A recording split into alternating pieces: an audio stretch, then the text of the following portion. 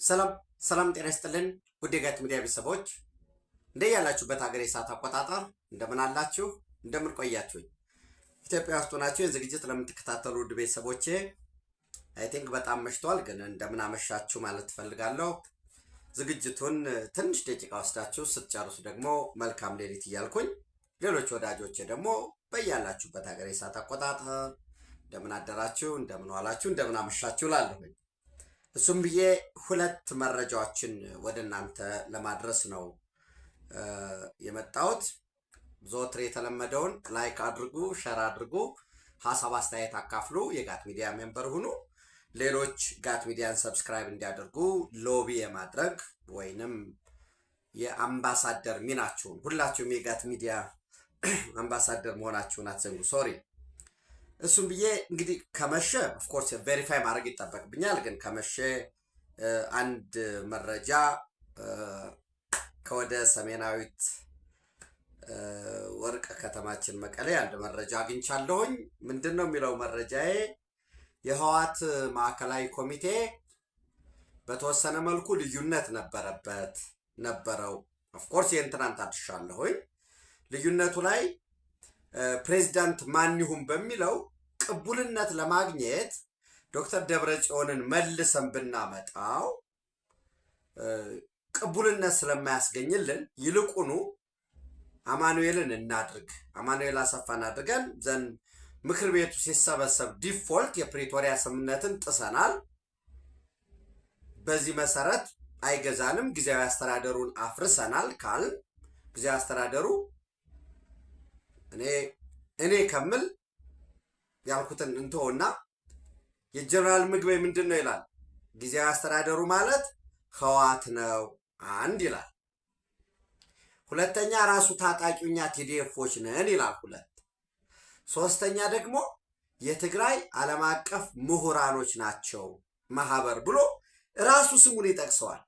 GSTS ብሎ ግሎባል ሶሳይቲ ኦፍ ትግራይ ስኮላርስ ብሎ ከነዚህ ውስጥ እንግዲህ ቢያንስ የትግራይ ዓለም አቀፍ ምሁራን ተገቢ አይደለም፣ የፕሪቶሪያ ስምምነት ያለምንም መሸራረፍ በምልአት ይተግበር፣ አተገባበሩ ላይ ችግር ስላለ ተቀራርበው የሚነጋገሩበትን ሁኔታ ይመቻች፣ እናመቻቻለን፣ እኛም ያጠናነውን ጥናት ምን መምሰል አለበት በሚለው በቀጣይ እንለቃለን ይልና የትግራይ የጸጥታ ኃይሎችን እንግዲህ ሚሊሻውን፣ ፖሊሱን የራሱን ስም የራሳቸውን ስም እንውሰድና የትግራይ መከላከያ ኃይልን ትግራይ ዲፌንስ ፎርስን እነዚህን ተጠቅሞ አንድ የፖለቲካ ቡድንን ወደ ስልጣን ለማምጣት የሚደረገውን አካሄድ ሙሉ ለሙሉ እናወግዛለን ይላል። አንዱ ተዋናይ ነው። ሁለተኛ ዓለም አቀፍ ተዋናዮች የአውሮፓ ህብረት፣ መላ የአውሮፓ ሀገራት በአብዛኛው እንግዲህ እነዚህ የአውሮፓ ህብረት ወይም የአውሮፓ ሀገራት ማለት የሰብአዊ መብት፣ የፕሬስ ነፃነት፣ የዲሞክራሲ ወዘተረፈ በማለት ቢያንስ ፕሮፓጋንዳ ሊሰሩላቸው የሚችሉ ኖ የፕሪቶሪያ ስምምነትን አትጣሱት። ከዚህ በፊት ብያቸዋል። ከየትም ያላገኛችሁት መረጃ በእርግጠኝነት የአውሮፓ ህብረት ቲፒኤልኤፍን ከፌዴራል መንግስት ጋር ማደራደር ጀምረዋል። የፌዴራል መንግስት በህግ አግባብ የሚፈታው በህግ አግባብ ይፈታ፣ ሳይሸራረፍ ግን ቢያንስ ቤዚክስ የሚባሉት መሰረታዊ ዲዲአር፣ መሰረታዊ የሀገር ሉዓላዊነት ማስጠበቅ፣ መሰረታዊ ህገ መንግስቱን ማስከበር፣ ሌላ ተጨማሪ አለመመልመል፣ በዜጎች ላይ የሚደረግ የዘፈቀደ እስር፣ አፈና፣ እነዚህ በሙሉ ይስተካከሉ። እሺ ይባላል፣ መግባባት ላይ ይደርሳል። እኔ አሁን ኦልሬዲ ከወረደ በኋላ ለምን እንወርድበታለን ካልሆነ በቀር ከሌፍትናንት ጀነራል ታደሰ ወረደ ጋር ያስተማማኝ መረጃ አለ። ስልጣናቸው እንደተራዘመላቸው ተነግረው ተስማምተው ስቀው ተቀብለው ነው የወጡት። ግን መቀሌ ላይ ከሄዱ በኋላ እንግዲህ ምን አዲስ ነገር አለው? የሰማችሁት ነው። እሳቸው ምን አሉ? እኔ እንደ ማንኛውም ሰው ነው የሰማሁት፣ ሹመትም አልደረሰኝ አሉ። ዋል እንግዲህ እዛው ክርክር ወርደህ እንዲነበር እኮ እንዲያነበር አትልም። ዙሮ ባላቸው የነበረው ደብረጽዮንን ብናደርገው ቅቡልነት ስለማናገኝ አማኑኤልን እናድርገው። ኦፍኮርስ ደብረጽዮንን ሻዕቢያ ይፈልገዋል። አማኑኤል ደግሞ የለም ከፌዴራል መንግስት ጋር ሊነጋገር ይችላል ደግሞ የሚሉ እዚያ ውስጥ ያሉ የደብረ ጽዮን ቡድን ፍራስትሬት ያደርጋል። ዞሮ ዞሮ በዛ መካከል ልዩነት ነበረ። ዛሬ የደረሰ መረጃ የህወሓት ማዕከላዊ ኮሚቴ ስብሰባ አድርገው በስብሰባቸው ዶክተር ደብረጽዮን ገብረ ሚካኤል ፕሬዝዳንት ሆኖ እንዲቀጥል። ያው እንግዲህ እንደምታውቁት በእኛ ሀገር የምርጫ ህጋችን አሸናፊው ፓርቲ ይጠቁማል። ከሌ ይሁን ፕሬዝዳንት ይላል ወይ ከሌ ይሁን ጠቅላይ ሚኒስትር ይላል። በክልል ደረጃ ርዕሰ መስተዳድር፣ በፌዴራል ደረጃ ጠቅላይ ሚኒስትር ይላል። በዛ መሰረት ነው የሚቀርበው። ህወሓት ደግሞ እዛ ውስጥ ፓርቲ ውስጥ ያለው ማጆሪቲ ነው። ደብረጽዮን ቀርቦልሃል ከተባለ ደብረጽዮንን ያስቀጥላል። ስለዚህ ምርጫ የለም ወይ ደብረጽዮን እንዲሆን ተስማምተዋል ይላል። ነገር ግን ይላል የደረሰኝ መረጃ እኔ አሁን የተአማኒነት እናንተ ቬሪፋይ እንድታደርጉት ነው አብረን እንድናጣራ በሚል ነው። አፈ ጉባኤ ግን ምክር ቤቱ ይመርጣል ይላል። እንዴ ምንድን ነው? ፖስትፖን የተደረገ ምክር ቤት እንመልሳለን፣ ፖስትፖን የተደረገ ስልጣን እናመጣለን ከተባለ ለምንድን ነው አፈ ጉባኤው ጋር ሲደርስ ወደ ምርጫ የሚገባ? አቶ ሩፋኤል ሸፍራን አፈ ጉባኤ ሆነው ተመርጠዋል ያኔ 2013 ላይ። ወይዘሮ ዘይነብ አብዱላጢፍ ደግሞ ምክትል አፈ ጉባኤ ሆነው ተመርጠዋል። ሌላው ውስጥ እና እነዚህ ለምንድን ነው የሚል ጥያቄ አለኝ። ዞሮ ዞሮ እስከ መጪው አርብ ከነገ ሰኞ ጀምሮ የሚታሰብ እስከ አርብ ድረስ ምክር ቤቱ እንዲሰበሰብ ውሳኔ ተቀምጧል። ያንን የሚያሳይ በነገራችን ላይ ቲፒኤልኤፍም የህዝብ አሁን በምሽቱን በገጾቹ ላይ የህዝብን ውሳኔ አክብረን ልዩነቶቻችንን ወደ ጎን ትተን በትግራዋይነት ወይም ለህዝባችን ስንል በጋራ ቆመን እንታገላለን፣ የህዝባችን ድምፅ ይከበራል እያለ ነው። ይህን ያደርጋሉ ነው። ዲፎልቱን አርብ ምክር ቤቱ ተሰብስቦ የሚወስነው ምንድን ነው ካል ምንም አይደለም። በቃ ጦርነት ለማወጅ ነው ዝግጅታቸው። ይህንን አመራሮቻቸው በሙሉ በተለይ ወታደራዊ አመራሮቻቸው አስቀድሜ በውሎም ብርጋዴር ጀነራል ህንፃ ወልደ ጊዮርጊስን ቀደም ብሎ እነ ሜጀር ጀነራል ብርሃነ ነጋሽ ወዲ መድህን ቀደም ብሎም ደግሞ እነ ጀነራል ምግበ ኃይለ ድሮን ታጥቀናል፣ ምንም የሌለ ነገር የለም፣ አቅማችንን ያዩታል ወዘተረፈ ሲሉ ነው የነበሩት።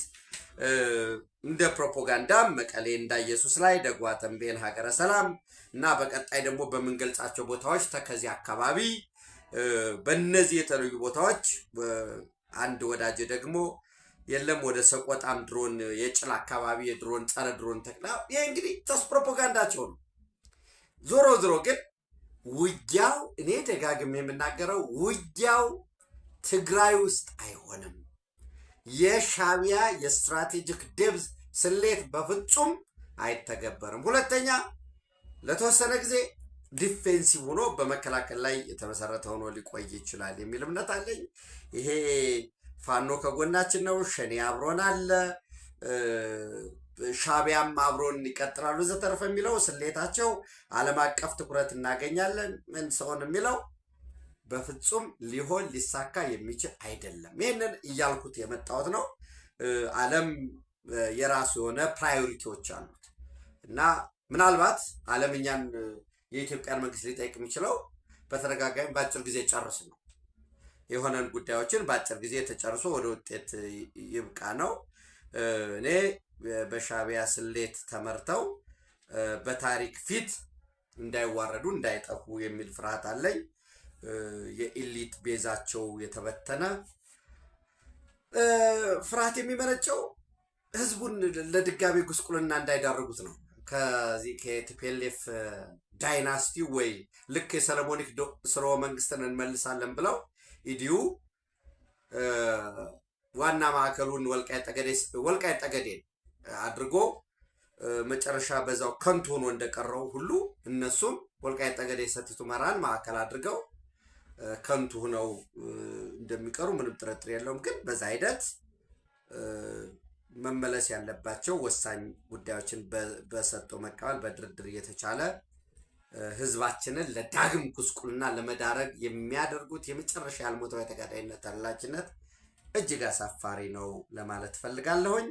ሌላው እንግዲህ በዛሬው ዕለት 2018 ኢትዮጵያ ታምርት በይፋ ተከፍቷል ኤግዚቢሽኑ። በነገራችን ላይ ኢትዮጵያ ውስጥ ያላችሁ የጋት ሚዲያ ወዳጆቼ ጊዜ ካላችሁ ሲኤምሲ የተባበሩት ጋር አዲስ ዓለም አቀፍ ኮንቬንሽን ማዕከል ተገኝታችሁ እንድትጎበኙ ማለት ምንድን ነው እንደ ሀገር ምን እየተሰራ ነው የሚለውን ካወቅን መልሶ ደግሞ እነዚህ ክፍተቶች አሉ የሚል ሂሳዊ ትችት ለመስጠትም ይረዳናል። አቅሙ ያላችሁ በውጭ ሀገራት የምትኖሩ ወዳጆቻችን ደግሞ የእውቀት ሽግግርም የሚደረግበት ወደ ሀገራችሁ ያላችሁን በነገራችን ላይ አሁን ኢትዮጵያ ውስጥ ኢንቨስት የሚደረገው ገንዘብ ያለው ብቻ አይደለም ኢንቨስት የሚያደርገው ያ ረጅም ቢሮክራሲ ስቲል አለ። ነገር ግን ተስፋዎች አሉ። በጣም መሻሻል አለ። እውቀት ይዛችሁ ተደራጅታችሁ ብትመጡ የካፒታል ፋይናንሲንግ አለ። ሀሳብ ፕሮጀክት አቅርቦ ቢዝነስ የሚሰራባቸው እድሎች አሉና ደግሞስ ቢሮክራሲስ ቢኖር አገራችሁ ነው። አገራችሁ ላይ እየታገላችሁ እየተገፋችሁ የምትሰሩበት ስለሆነ ወደ ሀገራችሁ እንድትመጡ የገበያ ትስስርም ለመፍጠር ክፍተቶችንም ለመለየት በዛው ባላችሁበትም ምርትና አገልግሎቶችን ለማስተዋወቅ በውክልና ኢትዮጵያ ውስጥ ያላችሁ እንድትጎበኙ ሌሎች ደግሞ ኢትዮጵያውያን እኔን ጨምሮ እያንዳንዳችን ሄደን ሀገራችን ውስጥ ምን እየተሰራ ነው የሚለውን እንድታዩ ጥሪ አደርጋለሁ። በዚህ አጋጣሚ ኢትዮጵያ የውጭ ካፒታል ለመሳብ ሰፋፊ ጥረት እየተደረገ ነው። የውጭ ካፒታል ለመሳብ ይህ ማለት በውጭ ካፒታል ብቻ ማደግ ይቻላል እያልኳቸው አይደለም። እንግዲህ አባቶቻችን በተወሶ ሱሪ አይኩራሩበትም ይላሉ እና ቢያንስ ለአጭርና ለመካከለኛ ጊዜ የእውቀት ሽግግር የቴክኖሎጂ ሽግግር ያለንን ውስን ካፒታል የካፒታል ችግር ለመቅረፍ የውጭ ባለሀብቶች እጅግ በጣም ወሳኝ ናቸው። እንግዲህ ቻይና ለምሳሌ እንደ አንድ ፎሪን ዳይሬክት ኢንቨስተር ብናያት ቻይናን ናይጄሪያ ውስጥ 77 ቢሊዮን ዶላር ኢንቨስትመንት አላት። ቻይና ብቻ ነው እየነገርኳቸው ያለሁት እና ግንባታ ላይ ኮንስትራክሽን ላይ ኃይል ማመንጫ ኢነርጂ ላይ እና ማኑፋክቸሪንግ ላይ ያተኮረ ነው። ወራስ የቻይና የምስራቅ አፍሪካ ኢንቨስትመንት ግን 34.5 ቢሊዮን ዶላር ነው። 34.5 ቢሊዮን ዶላር እስከ 2025 የነበረውን ነው እየነገርኳቸው ያለሁት።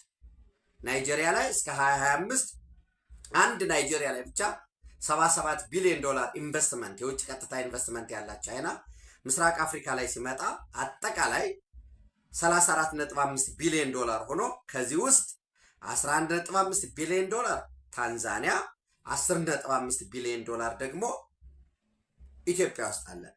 በ2026 ብቻ በባለፉት ኦልሞስት ያው አምስተኛ ወራችንን ይዘን ዛሬ ማርች 3 ነው። በባለፉት 4 ወራት ብቻ ኢትዮጵያ ከቻይና የቀጥታ ኢንቨስትመንት ወደ 16 ቢሊዮን ዶላር ኢማጂን 16 ቢሊዮን ዶላር። ይሄ ማለት ለባለፉት ተከታታይ ዓመታት የነበረው የቻይና ቀጥታ ኢንቨስትመንት ኢትዮጵያ ውስጥ ወደ 11.5 ቢሊዮን ዶላር ነው የነበረው። ለባለፉት 4 ወራት ብቻ ለምሳሌ ፖሊጂሲኤል የ4.2 ቢሊዮን ዶላር ጅግጅጋ ያለው ማለት ነው የጋዝ ላይ ያለው። ወራስ በባለፈው ደግሞ በኢትዮጵያ ኢንቨስት ኢትዮጵያ ላይ ደግሞ 10.5 ቢሊዮን ዶላር ኢንቨስት ተደርጓል። ከዚህ አንዱ ለምሳሌ ክቡር ጠቅላይ ሚኒስትሩ ትናንት የመረቁት የጎበዝ ሶላር ሴል ማምረቻ ከዚህ ቀድሞ ከነበረው ኢንቨስትመንት ባሻገር ተጨማሪ 150 ሚሊዮን ዶላር ኢንቨስት ተደርጓል። በነገራችን ላይ በዚህ ጉዳይ ላይ ዝም ብሎ የኔ የግል ምልከታ ወይ ፒውር ፕሮፓጋንዳም እንዳይመስላችሁ chinaDaily.com ቻይኒስ ኢንቨስተርስ ቡስት ዜር ፕሬዘንስ ኢን ኢትዮጵያ ብሎ በ2026 430 ማለት ከዛሬ 3 አይደለ? ያ ዛሬ 3 ነው። ከ3 ቀን በፊት የወጣው ቻይና ዴይሊ ምንድን ነው የሚለው? ቻይኒስ ካምፓኒስ ቱክ ዘ ሊድ ባይ ኢንኪንግ ኢንቨስትመንት አኮርድስ። አሁን አስቀድሜ ያልኳችሁ Chinese companies took the lead by inking investment accords worth 10.5 billion at Invest in Ethiopia 2026. በኢትዮጵያ ኢንቨስት ያርጉ ላይ an event organized by the Ethiopian government that brought global investors, policymakers, and business leaders under one roof in the vibrant city of Addis Ababa in March. ስለዚህ 10.5 ቢሊዮን ይሄ በባለፈው ኢንቨስት ኢን ኢትዮጵያ ማርች ላይ ማለት ነው። ያ እንግዲህ እና 4.2 ቢሊዮን ፖሊጂሲየን የኩምሩክ ላይ ገዝቶ የገባው እነዚህን በሙሉ ሲታይ ለማሳደግ ጥረት እየተደረገ ነው። ዞሮ ግን እንዳልኳችሁ በተውሶ ሱሪ አይኮሩም፣ በተውሶ በልመና ኢንቨስተር ደግሞ አይበለጽጉም። በዘላቂነት ባለሀብቶች የኢኮኖሚ የእውቀት ሽግግር የቴክኖሎጂ ሽግግር እንዲያመጡ ነው። ቻይናዎች የሄዱበትን ቻይና ያረገጠውን ድንጋይ ረግጠን ማደግ አለብን። የአሜሪካ ባለሀብቶች፣ የጃፓን ባለሀብቶች፣ የሌሎች ሀገራት ኢቭን የራሻ ባለሀብት ሀገራቸው ላይ ሲመጣ ኢንዱስትሪ ዞን ላይ ሲገባ እዛ ሄደው የሚሰሩት የእውቀት በወሳኝነት የእውቀት ሽግግር ማምጣታቸው ሲረጋገጥ ራሳቸውን ችለው የሚሰሩባቸው ኢንዱስትሪ ዞኖች ወይንም የካፒታል ፋይናንሲንግ ኦፍ ኮርስ የካፒታል ፋይናንሲንግ ጽንሰ ሀሳብ ምንድን ነው የሚለው ከዚህ በፊት ስላወራሁት ጊዜያችሁን አልወስድባችሁም። በድጋሚ ላሳስባችሁም ችለው ሄዳችሁ እንድትጎበኙ ነው። ዘን ይህን ካልኳችሁ ወደ ዋናው ኢራን 14 ነጥቦችን ለአሜሪካ አቅርባለች በአደራዳሪዋ በፓኪስታን በኩል። እነዚህ 14 የሰላም ስምምነት እቅዶች ወይንም 14 ፖይንት ፒስ ፕሮፖዛል የቀረቡት በአሜሪካ በኩል ተቀባይነት ያገኛሉ ወይ? አንድ ሁለተኛ ራሳቸው 14ቱ የሰላም እቅዶችስ ምንድን ናቸው? ሁለት በቀጣይ ምን ሊያጋጥም ይችላል? ሶስት የሚለውን እንደ ጋት ሚዲያ የጋራችን ሚዲያ ቢሆንም እኔ ደግሞ ለእናንተ አቀርባለሁ ማለት ነው። የተለያዩ ምንጮችን ተጠቅሜያለሁ። ሲኤንኤንን፣ አልጀዚራን፣ አልአረቢያ እንግሊሽ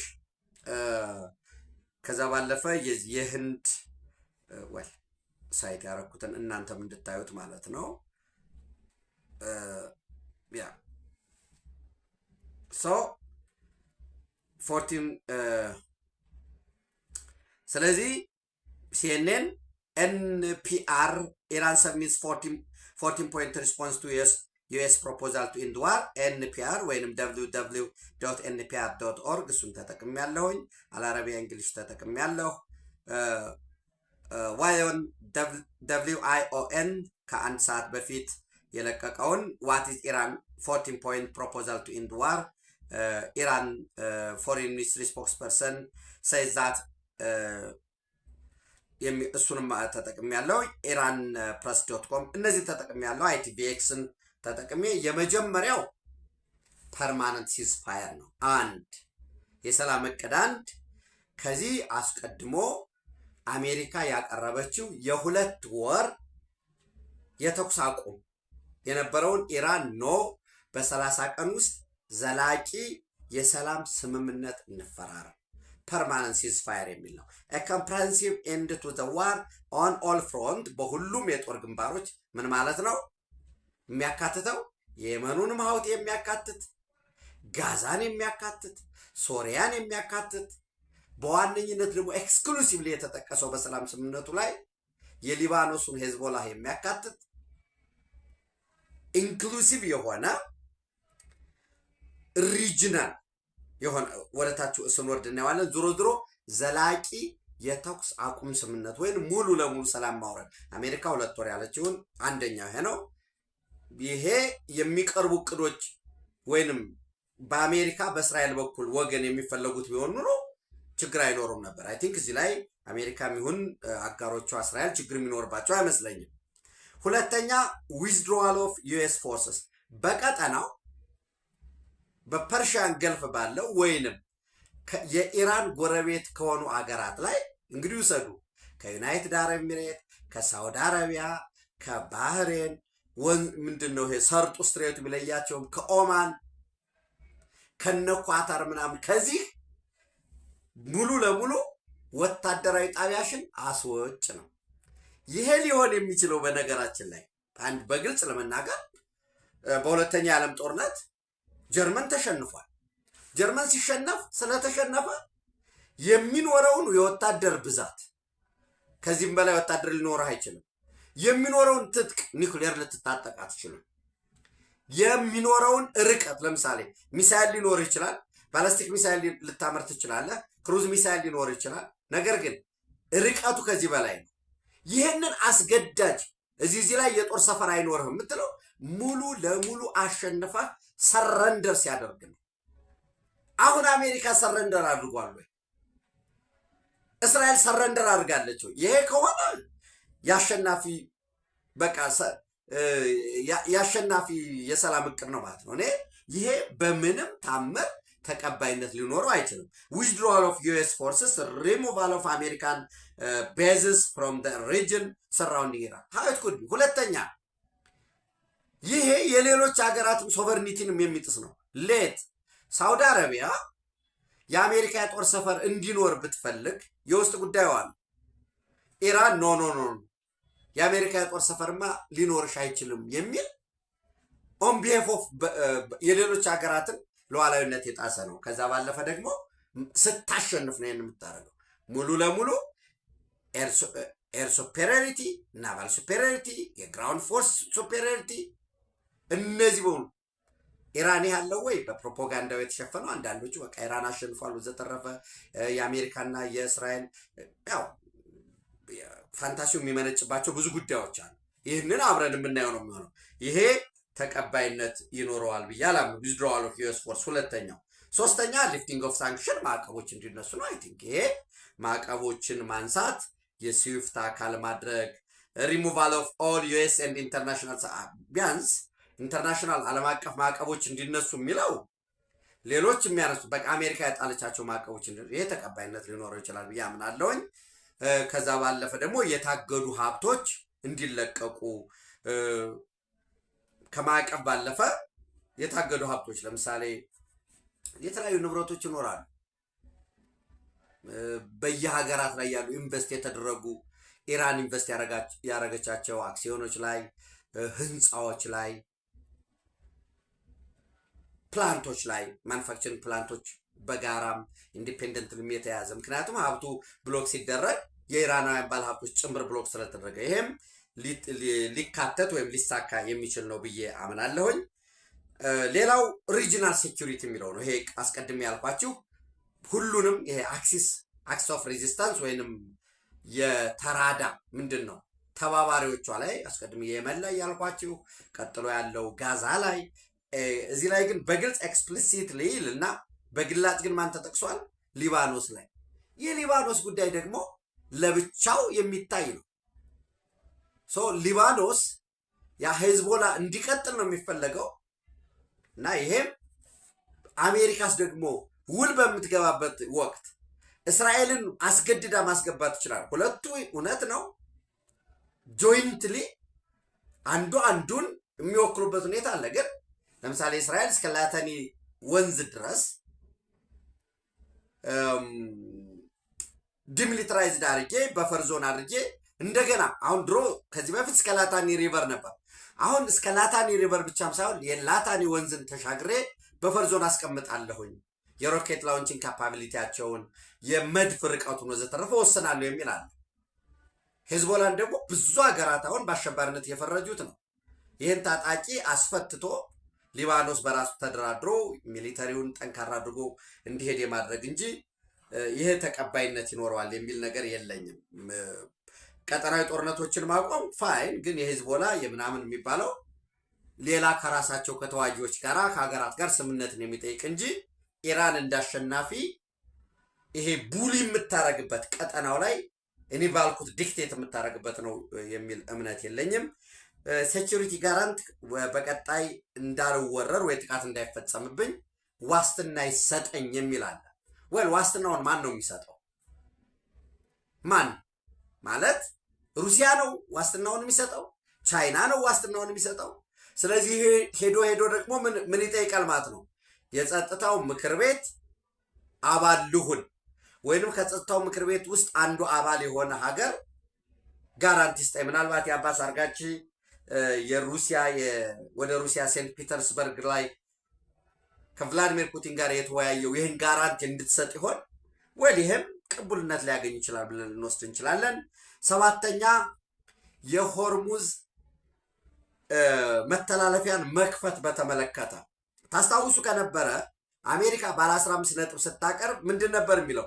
the complete reopening of the Strait of Hormuz ነው። ያለምንም አንጃ ግራንጃ ምንም አይነት ቅድመ ሁኔታ ሳይቀመጥ ሆርሙዝ ከዚህ በፊት እንደነበረው ሃይ ሲ ሆኖ ወይንም ይሄ ኢንተርናሽናል ሲ የሚባለው እንግዲህ የጠረፍ የውቅያኖስ ተዋሳኝ የሆኑ ሀገራት ቴሪቶሪያል ዞን አለ። እስከ ተወሰነ ኪሎ ሜትር ድረስ ራሱ ባህሩ የሉዓላዊ ግዛት አካል ይሆናል። ቀጥሎ ያለው ደግሞ ኤክስክሉሲቭ ኢኮኖሚክ ዞን ይሆናል። እዛ ውስጥ ማዕድን ካለ መቆፈር፣ አሳ ካለ ማጥመድ፣ ኤኒዌይስ የብሉ ኢኮኖሚውን መጠቀም የዚህ ሀገር ብቸኛ መብት ይሆናል። ቀጥሎ ያለው አንዳንዶች ኮንቲንጀንት ዞን ያስቀምጣሉ። ዝሮ ዝሮ ግን ከዛ በላይ ያለው ሃይሲ ነው።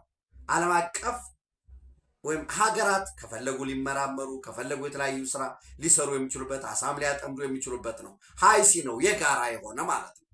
ሰው ሆርሙዝ የሆርሙዝ መተላለፊያ ወይም ሰርጥ አንደኛ ተፈጥሮ ነው፣ ፈጣሪ የሰጠው ነው።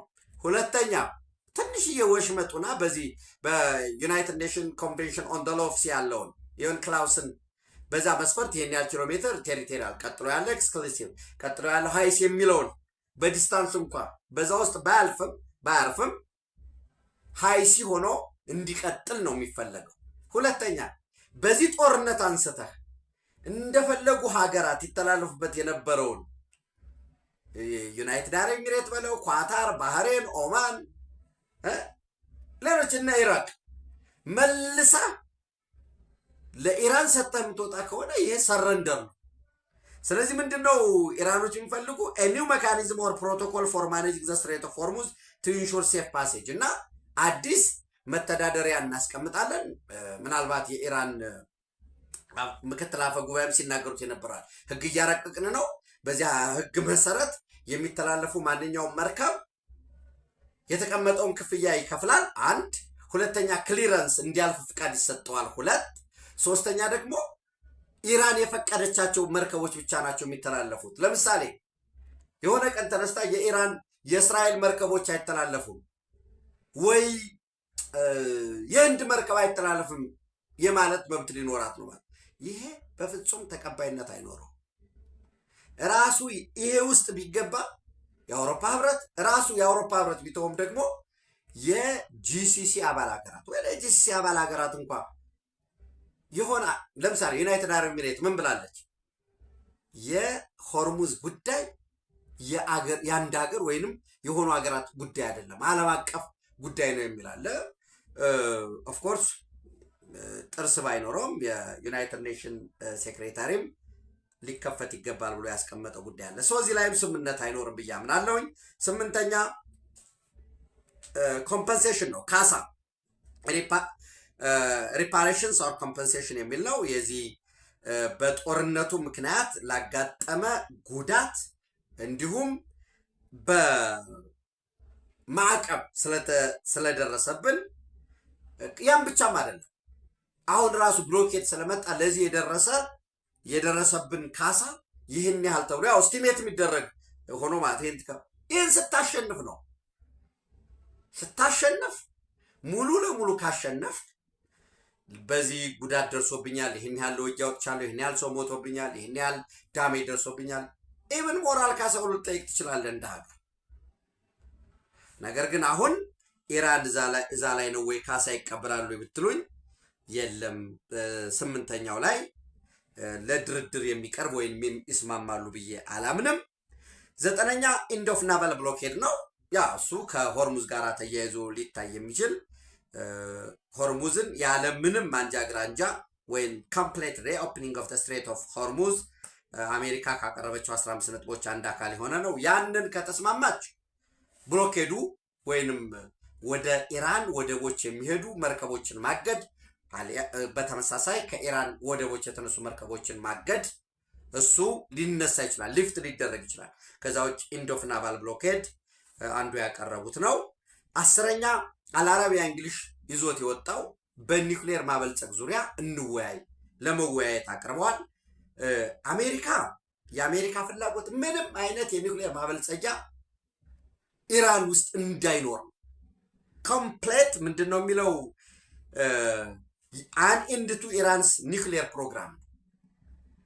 ነገር ግን አልአረቢያ እንግሊሽ ይዞት የወጣው ምንድን ነው የሚለው ለሲቪል ፐርፐዝ እናበልጽግ የሚል እስከ 3 ነጥብ አይ ቲንክ ቆይ ቁጥሩን እንኳ እስከ 3.5 በመቶ ለማበልጸግ የሚል አለ። ቁጥሩን እንቶ ዞሮ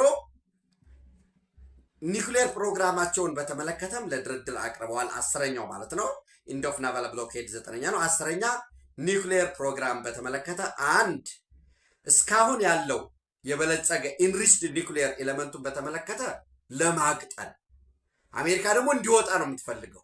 እንዲወጣ ወደ ራሷም ሊሆን ይችላል ዓለም አቀፍ ታዛቢ ራሷን ጨምሮ ባለበት ከፈለገ ሩሲያም ሊወስደው ይችላል። ሩሲያም ከዚህ በፊት ለመውሰድ ዝግጁ ነን ኢራኖች ከፈለጉ ስለሚሉ ብለው ስለነበረ ፊውቸር ኢንሪችመንት የቀጣይ ማበልጸግን በተመለከተ ለሲቪል አገልግሎት የሚውል እስከ 3.5 የሚል አለ።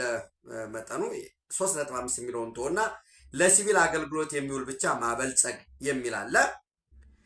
ከዛ ባለፈ ማበልጸጉን ለሲቪል አገልግሎት ቢፈቀድም በሶስተኛ 10.3 ልትሉ ትችላላችሁ። ለተወሰነ ጊዜ ግን ማቆም ለ10 ዓመት እስከ 15 ዓመት በሚል ያቀረቡታል። ይሄ ኮምፕሌት የአሜሪካ ፍላጎት ኮምፕሌት ወይንም አን ኤንድ ቱ ኢራንስ ኒውክሌር ፕሮግራም ነው። እዚህ ላይም ይስማማሉ ብዬ አላስብም። 10ኛ ማለት ነው። 11 ቀጠናዊ ትብብርን በተመለከተ ዲስከሽን ኦን ሴኪሪንግ ሪጂናል ማሪታይም ኤንድ ኤርስፔስ የአየር ሉዓላዊነትና የማሪታይምን በተመለከተ ውይይት ተደርሶበት በዛ ውይይቱ መሰረት ወደ ተግባር የሚገባ ይላል። ይሄ አሜሪካ ነን ኦፍ ዴር ቢዝነስ አሜሪካኖች አሁን ከቀጠናው ጋር እንዴት ትተባበራለ? ኤርስፔስን በተመለከተ የማሪታይም ኦፕሬሽንን በተመለከተ እኔ ይሄ በራሱ አሜሪካኖች ብዛት ኤክስተንት ኢንተረስትድ ይሆናሉ ብዬ አላምንም። ዌል አክሴፕት ያደርጉታል። 12ኛ ኢንድ ቱ ዘ ዋር ዊዝን 30 ዴይስ። አሁን ፐርማነንት ሲስፋየር ከሆነ እነሱ እዚህ ፐርማነንት ሲስፋየር ነው የሚፈልጉት አንድ። ሁለተኛ ደግሞ በ30 ቀናት ውስጥ ሁሉንም ማጠናቀቅ የሚል ነው።